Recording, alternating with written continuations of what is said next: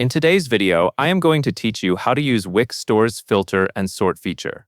If you have a category page on your Wix store and you want shoppers to quickly find the right products, filters and sorting are the tools that make that happen. Filters let people narrow results, and sorting lets them change the order based on things like price or other product options, depending on what you have available.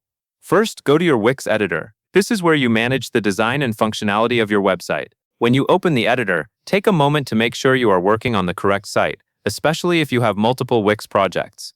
Next, navigate your category page. In your store, a category page is usually the page that displays products in a specific group, such as a category like shoes or accessories. Go ahead and click into that category page so you can see the product listings area. It is important to be on the right page because the filter and sorting controls you set up need to match the products shown there. Now click the filter at the left side.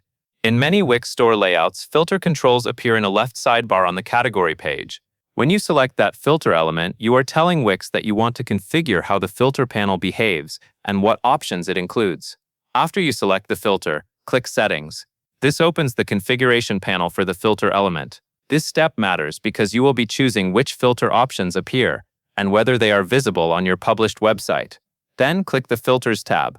This is where you manage the individual filter categories, such as category options, price range, or product-related options.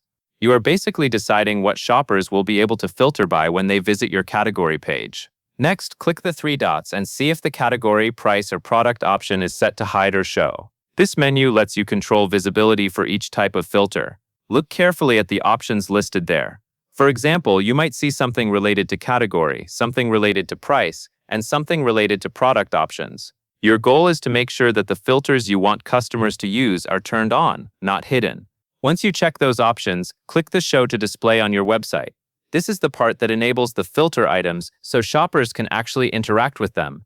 If an option is currently set to hide, your customers would not see it, and it would not help them refine results. After enabling the filter options you want, toggle the sorting options switch to on. Sorting is separate from filtering.